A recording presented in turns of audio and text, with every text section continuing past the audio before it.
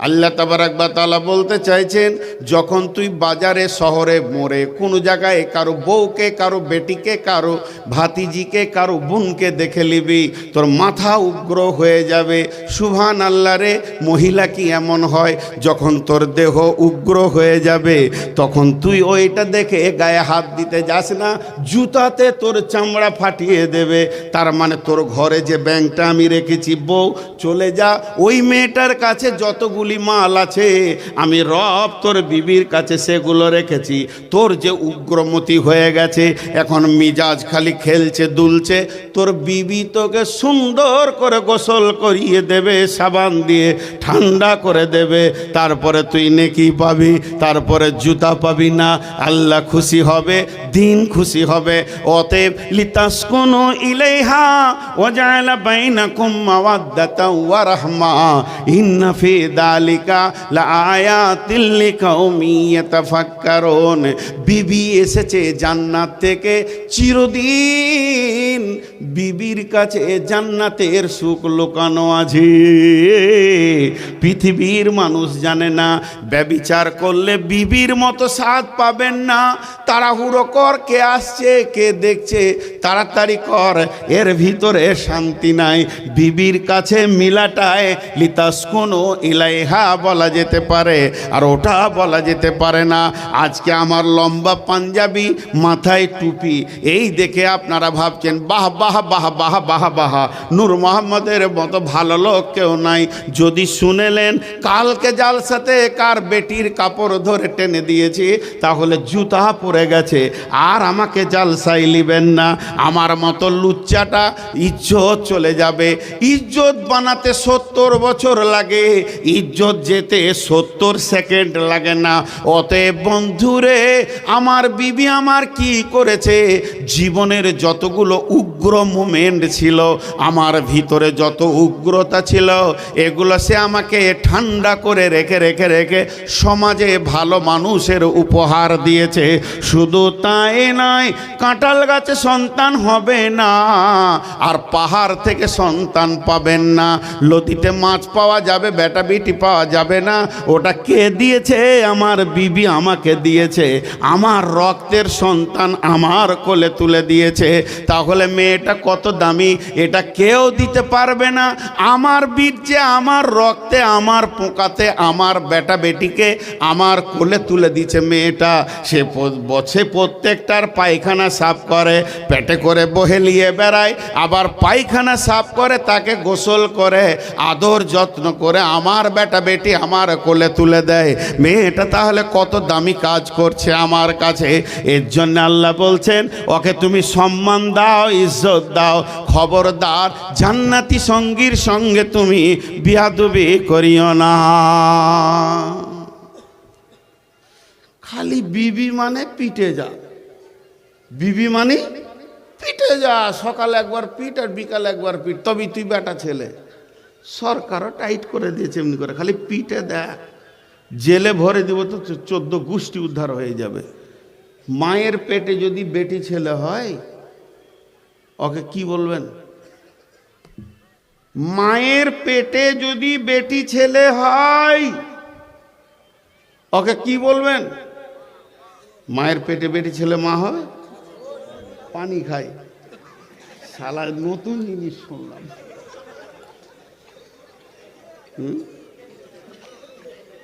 না, ভুল বলেনি, ঠিকই বলেছে, ঠিকই বলেছে। আসলে তথ্যটা বুঝেননি, যিনি বলেছেন ঠিকই বলেছেন। ও আমার পরের শব্দটা ধরেছে, আর ওটা মা হবে উত্তর। ও ঠিকই বলেছে। মায়ের পেটে আজও যদি বেটি ছেলে হয়, তা ও হয়ে যাবে বোন, বহিন, ঠিক না ভুল? আর বিবির পেট থেকে যত বেটি ছেলে হবে, কি হবে? মা বলে ডাকেন। বিবির পেটে যদি বেটি হয়, তখন মা বলে ডাকেন। দেখা যাবে কি না? তার মানে আমি প্রমাণ করতে চাইছি, আজও বিবিরা তোর মাকে জন্ম দিতে পারছে। তোর মা একটা বিবি জন্ম দিতে পারবে না, ওকে বোন বলতে হবে, হালাল হবে না, আর পুরা হারাম তোর সারা জীবন ওর গায়ে হাত দিয়া। তাহলে বিবির মেশিন, বিবি নামে মেশিনটা, বিবি নামে মানুষটা কত দামি যে আমার মায়ের জন্ম দিতে পারেছে। আমার মা মরে গেছে আমাকে 6 বছর বয়সে রেখে, তো আমার বেটিকে আমি কোনো দিন বেটি বলে ডাকিনি, নাম ধরেও ডাকিনি, মায়ের নামটা দিয়েছি, মা বলেই ডাকি, মা সাড়া দেয়। তাহলে আমার বিবি আমার মাকে দিয়েছে, বিবির দাম কম নয়। এখন চলেন, আমার সময় 11:30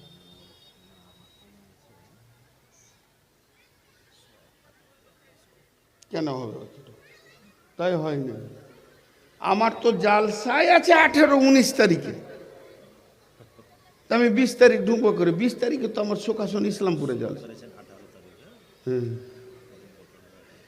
না ওই বেশ ঠিক আছে। এখানকার এই কমিটির লোকের ভিতরটা খালি এরকম লপ করছে, টাকা কখন বলবে বে, টাকা কখন বলবে বে, টাকা কখন বলবে। ই শালা কোন হিজড়া মলবি বে, টাকার দিকে যেছে না।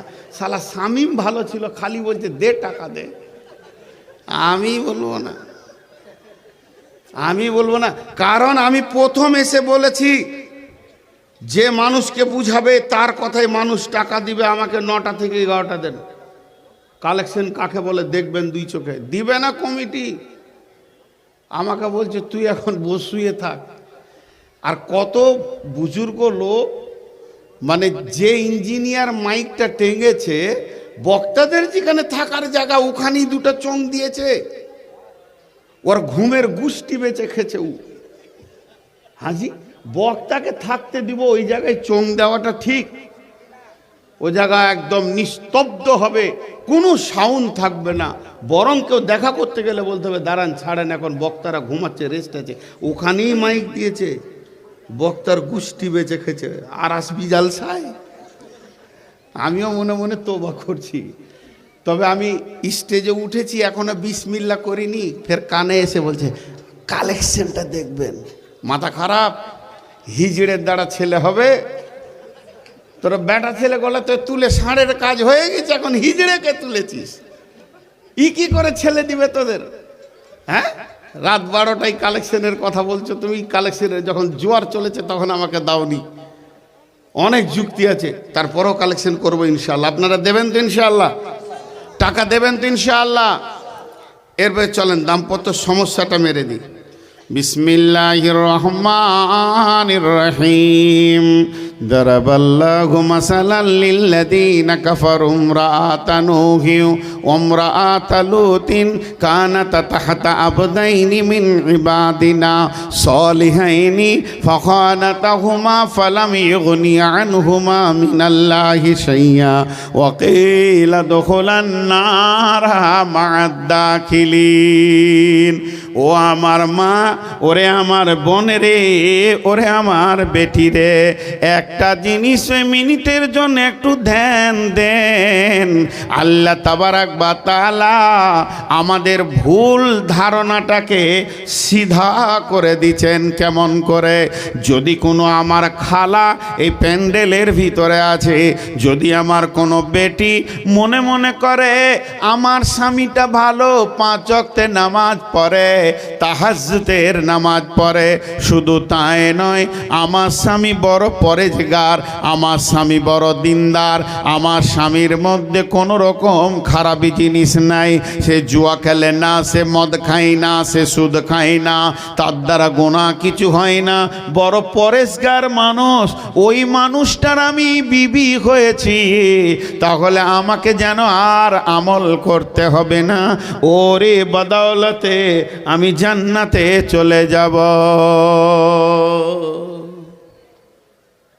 কি হলো? খাওয়া বাকি আছে নাকি? জি আচ্ছা ঠিক আছে। না যা, অনেকক্ষণ বসে থাকাও কঠিন, যারা সভা চালায় ওদের বেশি কঠিন। তো এই জায়গাটা এবার বুঝেন, আমার মা বোন বেটিদেরকে বলছি, আল্লাহ তাবারাক ওয়া তাআলা বলছেন তোদের জন্য আমি দুটি বাঁটখারা রেখে দিয়েছি। যারা বলবি আমার স্বামী ভালো, জান্নাতে চলে যাব। ওরে খেপার দল, ওরে মাথা মোটার দল, স্বামীর জন্য তুমি জান্নাতে যাবে না। তোমাকে নিজেকে আমল করতে হবে, আমলের ময়দানে উঠতে হবে। এত সুন্দর আমল তোমাকে করতে হবে, আমলের বুনিয়াদে তুমি জান্নাত পাবে, তার আগে তুমি পাবে না। তাই যদি হতো স্বামীর বদৌলতে যদি জান্নাত যাওয়া যেত, দুইজন নবীর বিবি চিরদিন তারা জাহান্নামে থাকবে। আল্লাহ ভাষাটা কেমন করে বলছেন, তাহাতা আবদাইনি মিন ইবাদিনা সালিহাইনি ফাখানাতাহুমা। তাহাতা আবদাইনি মিন ইবাদিনা, ওরে কপাল পরি কলঙ্কিনী, ওরে হতভাগী রে, তোরা যে লোকগুলির নিচে নিজের জীবনটা কাটিয়েছিস, তোদের ওপরে যে ছাতাটা ছিল ওরা নবীর মতো ব্যক্তি ছিল। আর পৃথিবীতে নবী কারা? সারা পৃথিবীতে নবী ওরাই যারা চরিত্রের সব থেকে দামি ব্যক্তি, তাদেরকেই আল্লাহ নবী বানিয়েছেন। সেই নবীর মতো স্বামী পেলে, নবীর তলাতে জীবন কাটালে, নবীর ছায়াতে জীবন তোর গেল রে, নবীর বিছানাতে তুই শোয়ার তৌফিক পেলে, নবীর বালিশে মাথা দেওয়ার তৌফিক পেলি, নবীর কম্বলের ভিতরে ঢুকে থাকলি, নবীর গলা ধরে লেপের ভিতরে জীবন করলি, কিন্তু ফাখানাতাহুমা, তুই নবীর সঙ্গে আমানতদারি রাখতে পারলি না, নবীর কথা শুনলি না, খিয়ানতি করলে, আল্লাহর কজরে তুই খারাপ হয়ে গেলি। তুই সেই বেঈমান লাওয়াতাতের যারা সমকামী, তাদের পেছনে তোরা সম্পর্ক লাগিয়ে রাখলি, থাকলি নবীর বিবি, অন্য জায়গায় তোদের চলাফেরা শুরু হয়ে গেল। আমার আল্লাহ তোদের ওপরে রেগে গেল, যে আমার আল্লাহ শেষ পরিণতি কি দিলেন, ওয়াকিলাদ খোলান্নারা মাদাখিলিন। এই দুজন নবীর বিবি চিরদিন জাহান্নামের আগুনে থাকবে। রিজাল্টটা দেখেন কেমন আল্লাহ। এ রিজাল্ট কাটার আপনার আমার বাবার ক্ষমতা নেই, আমার বাপও পারবে না, আপনার বাপও পারবে না। আল্লাহ বললো ওরা নবীর বিবি চিরদিন জাহান্নামের আগুনে থাকবে, ওটাই ফাইসালা, ওইটাই ফাইসালা। তারা আর জান্নাত যাবে না, তুই যত বড় নবী হ না কেন। হাজি ভাই, শেষ নবী আম্মা জান আয়েশাকে বলছেন, সালাসাতা মামাতিনা ফালা ইয়াজকুরুনা আহাদুন আহাদান।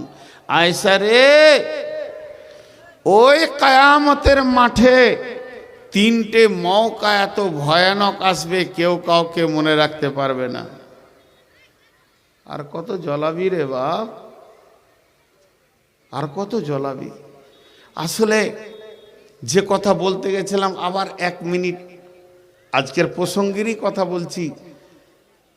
একটা পৃথিবীর সব থেকে বড় ইউনিভার্সিটি কোথায়? পৃথিবীর সব থেকে বড় ইউনিভার্সিটি, পুরাতন ইউনিভার্সিটি আল আজহারিয়া। বলছে ওটাও ছোট। পৃথিবীর সব থেকে বড় ইউনিভার্সিটি হচ্ছে মায়ের কোল। মায়ের কোলের মতো আর ইউনিভার্সিটি পৃথিবীতে নেই। কিন্তু মাগুলো এত নির্যাতিত, ছেলেকে শিক্ষা দিবে সে টাইমটা পেয়েছে না। এই জন্যে আজকালকার ছেলেরাও বদমাস। হ্যাঁ, পাওয়ারওয়ালা লাইট নিয়ে এসে বসে বসে মৌলভী সাহেবের চোখে মারছে, হাসছেন। এটা আফসোস। ছেলেটার ব্রেনটা কি, মস্তিষ্কটা কি ও জানে না, কারণ ও দোষ নাই, ফ্যাক্টরিটারই দোষ। তো এগুলো ভাবতে হবে। তো জাহান্নাম চলে গেল।